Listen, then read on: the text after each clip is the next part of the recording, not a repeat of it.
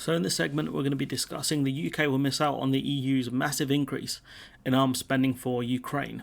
So Britain's defence industry is to be blocked from profiting from the EU's vast increase in spending on arms for Ukraine under a leaked plan seen by The Guardian. And whatever we think of the arms industry, the UK exports billions of pounds worth of weapons.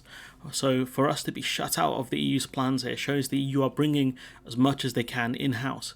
What they don't want in a disaster situation is to be reliant on third countries for weapon supplies.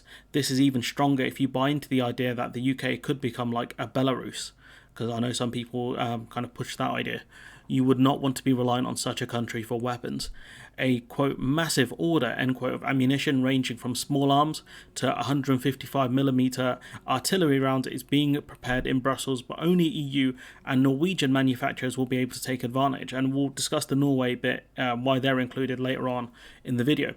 France, Germany and Italy are home of Europe's biggest arms manufacturers and likely to be the biggest beneficiaries to the deterrent of the UK, which is the world's 7th largest arms exporter.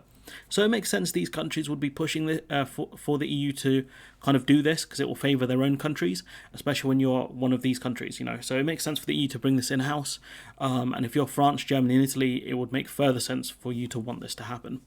The EU is close to agreeing on its landmark move to jointly procure ammunition to help Ukraine in its war with Russia and replenish member stockpiles.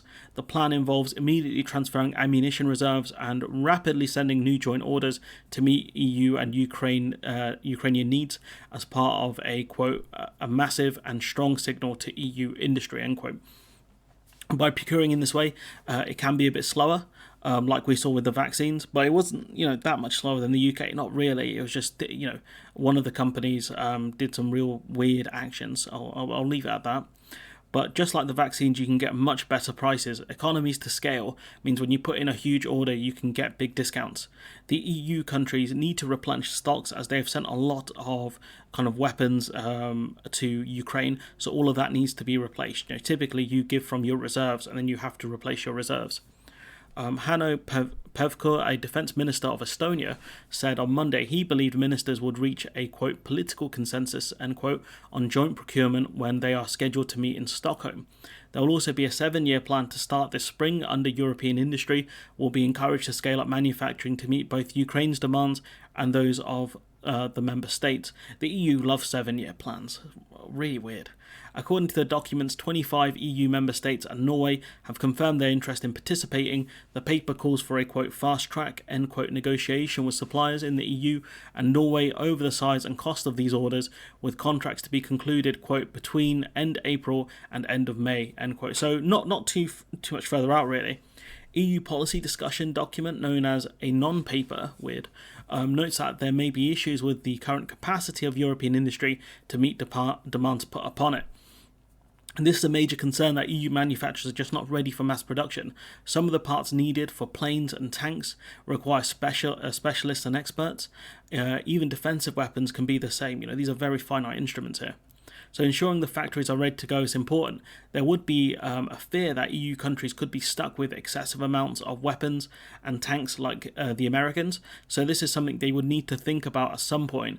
But they can try to export, the arms to third countries, but you'd have to compete with America. So that's not the easiest. The solution is not to turn to other major world suppliers, such as the UK, but instead to devise new industrial policies that could trigger a, quote, rapid ramp-up of manufacturing capabilities, the paper said. The loss of European market for its ammunition exports will be a major blow for UK firms. According to ADS, a defence trade association, the British arms industry has an annual turnover of £25 billion and directly employs around 133,000 people, with a similar number of indirect employees. This again means the UK is shut out, and no doubt we will continue to look at countries with authoritarians in charge to make up for the shortfall. We have sold weapons to some of the worst people around the world, and that won't stop anytime soon. Not saying EU members are innocent in any of that kind of stuff, but we'll see more of this selling to authoritarians.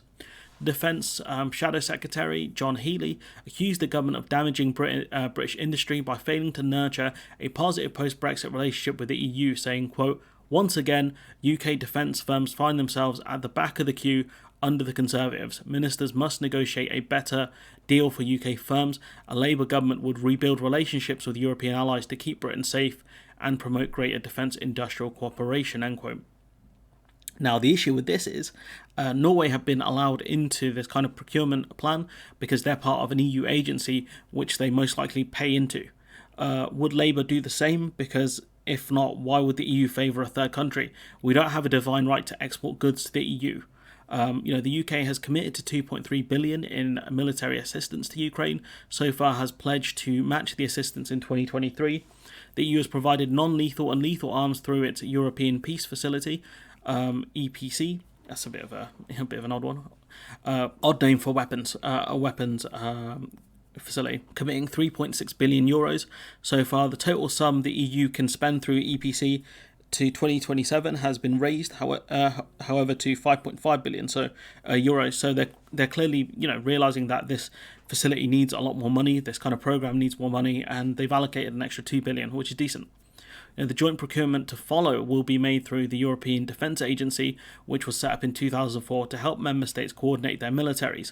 The EDA can only produce from countries based in the EU and Norway, with whom the bloc has had an administrative agreement since 2006, a deal that was expanded to cover defence in 2008.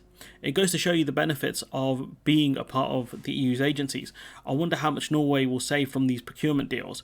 The other benefit is that, kind of as NATO wants to standardise kind of the weapons used, I would imagine kind of EU countries would want to do that as well, with certain kind of member states using the Leopard 2 tanks.